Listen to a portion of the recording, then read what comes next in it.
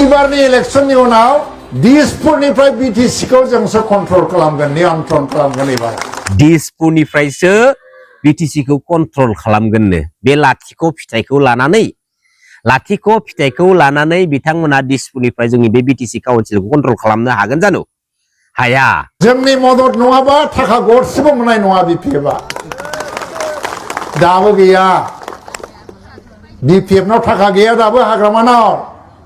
हाग्रामाया 28टा सिट देरहानानै council दादोंब्लाबो बिजेपिजों alliance खालामनानै इलेक्शन गेलेगोनब्लाबो हाग्रामाया 5टानि बारा सिट देरहानो हाया होननानै दिल्लीयाव सरसा जागासिनो दं बेफोरबायदि गोबां रोखोमनि गोबां बाथ्रा दं माब्लाबा समाव मानगोनां प्रमद बिथांमोना बुंदों बहाबा बिजनि बलामगुरिनिफ्राय डाइरेक्ट बिटिसि सेक्रेटारियाव माने डिजिटेलाइज खालामगोननो बिजनि बलामगुरिनि रायजो राजा आफा बिदा फंबायमोन डिजिटेलाइज जादोंना जायाखै आरो माब्लाबा समाव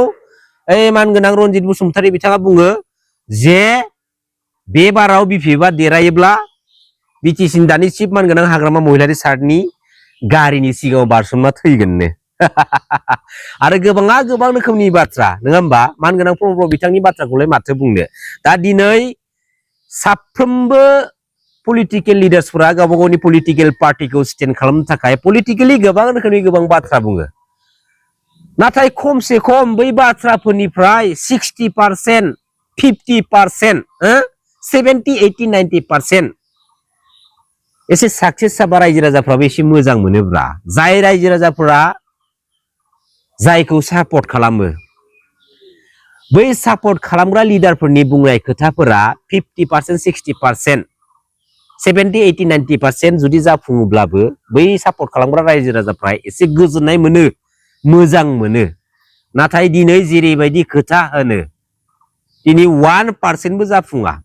आरो जेरैबायदि माने रिजाल्ट खालामबाय बे बिधान सभा बिसायख'थिनि गेजेरजों जाखिनि खोथाफोरखौ जाखिनि बाथ्राफोरखौ सापर्टार रायजो राजाफोरनि सिगाङाव रादाय होदोंमोन दिनैथ' मोनसेबो जाफुंदिया डाबल बैसागोआ मानगोनां प्रमद बिथांनि बानायनाय सुइजारलेण्डआवसो गाजा गोमजायै खुंफुंहैनांसिगोन बिटिसिआव हानाय नंलालै नाथाय जोंबो नायनो जोबोद गोसो दंमोन जोबोद एक्साइटेड जानानै दंमोन जोंहा मानगोनां रोनगोरा नार्जारि बिथांनि डाबल बैसागोखौ नङा होमबा बोसोराव जों बैसागुखौ खेबसेल'सो मोनो किन्तु बे बोसोराव डाबल बैसागोखौ जोङो नुनो थांगासिनो दंमोन नाथाय जोबोद खाफाल गाज्रि जाय फिथाइखौ बिथांमोना लायनो थांदोंमोन बे फिथाइखौ थाइसेबो मोनबोदिया खालि आखाइ लांदां आखाइ गोजा फैबाय जायनि थाखाय जोङो बे डाबल बैसागोखौ नुनो मोननाय नंला मानगोनां रायजो राजा आइ आफा बिदा फंबायमोन गाज्रि दा मोनसै दुखु दा मोनसै फैबाय थानाय समाव माबा मोनसे समाव बे डाबल बैसागोखौ समफोरा जुदि सापर्ट होयोब्ला थुलुंगा होयोब्ला बे डाबल बैसागोखौ जोङो नुहैनोबो हागौ दिनै मानगोनां दिपेन बर' बिथाङा बिटिसि काउन्सिल पलिटिकेल सिस्टेमाव आगान होनाय लोगो लोगोनो सलमन खाननि माबा मोनसे फिल्मनि सेन सिस्टेम सासेया सासेखौ सासेया बै सानैखौ सानैया बै साब्रैखौ बेफोरबायदि मोनसे माने सेन सिस्टेम फर्मुलाजों माने बिटिसि काउन्सिलाव पलिटिकेल सिस्टेमखौ खालामनो थांदोंमोन दा दिनै मानगोनां दिपेन बर' बिथांनि सलमन खाननि माबा फिल्म बायदिनि सेन सिस्टेमा दिनै खामानि होदिया लाथिखौसो लाबोनानै होबाय दा बेफोरबायदि गोबां रोखोमनि गोबां माखासे बाथ्राफोर एमएलए एमपि बिटिसिनि चिफ इएमजिए मेम्बार जानो थाखाय सोमावसाराखै जेब्ला समसिमहालागै सेपारेट स्टेट बड'लेण्ड जायागौमानि सोमावसारलांबाय थागोन थाङै थुङै थांनाय 2027 जानुवारि बिटिआर पिस एग्रिमेन्टनि गेजेरजों मानगोनां प्रमद बिथाङा बिटिसिनि सिएमनि चेयाराव खावब'ब' जिरायनानै 5 इयार्स जोंनि बिटिसि काउन्सिल गभर्नमेन्टखौ सालायलांबाय मैया दाख्लै आरोबाव राज्य सभानि एमपि जाहैबावबाय आरोबाव आसाम बिधान सभा बिसायख'थियाव एमएलए जानो थाखाय एमएलए बिसायख'थियावबो बाहागो लाबाय नाथाय जेनबाय लाथिख' फिथाइ मोनबाय दिनै जाय लिडारा जाय बाथ्राखौ बुंनानै बुहुमनि साफ्रोमबो बर' रायजो राजा आफा बिदा फंबायनि सिगाङाव समायख्रालदोंमोन बेनि उल्था प्रेक्टिकेलि मावनायखौ जों दिनै नुनो मोनगासिनो दङ पलिटिकेल सिस्टेमाव फैखांनायनि उनावहाय मानगोनां प्रमद बिथाङा बिटिआर पिस एग्रिमेन्टनि गेजेरजों लिरनानै लाबोजानाय बै दफाफोरखौ आखरे थिनानै दोननाय समनि गेजेराव मावफुंनानै होआब्ला मा बुंदोंमोन बहाबा सोरबा आसाम स्टेटनि केबिनेट मिनिस्टारनि न'नि लांगोनायाव थांनानै सुइसाइड जाहैगोननि बाथ्रा सोमावसारनाय बिखायाव गोबां रोखोमनि हारि सेन्टिमेन्टेल बाथ्रा बुङो नाथाय सिंजों आन्दोआव बै सोरबा एन्टि बड' एन्टि ट्राइबेल हारिनि माखासे डार्टि ब्लाडि माइन्डेड लिडार्सफ्रा माबा मोनसे पेकेज हरनाय लोगो लोगोनो माबा मोनसे पलिटिकेलि माखासे सुबिदा हरनाय लोगो लोगोनो बै सुबिदाखौ लानानै स्रि जनानै थाग्राबो दङ आरो दिनै जों फोरमानबो मोनदों जेराव दिनै जों बर' माहारिनि गोथार गणतान्त्रिक लामानि सेपारेटिस्ट बड'लेण्ड मुभमेन्ट डिमान्ड खालामनाया बहाबा गोमानानै थाबाय एक्चुअली जोबोद माने साननो गोनां बाथ्रा दिनै इउपिपिएल पार्टी हिसाबै मानगोनां प्रमद बर' बिथाङाथ' देरहाथारनांगौमोन नाथाय मानो देरहादिया बेनि आन्दोनि गुबै जाहोनफोरा मा जानो हागौ दिनै बे माखासे बाथ्राफोरखौ लानानै जों जुदि बाथ्रा बुंनो थाङोब्ला एक्चुअली दा समाव जोंनि रायजो राजा आफा बिदा फंबायमोना स्पेशली जों बर' माहारिनि मानगोनां रायजो राजा आफा बिदा फंबायमोना मिथिबाय सोर लिडारा रायजो राजानि गोनांथिनि थाखाय पारफेक्ट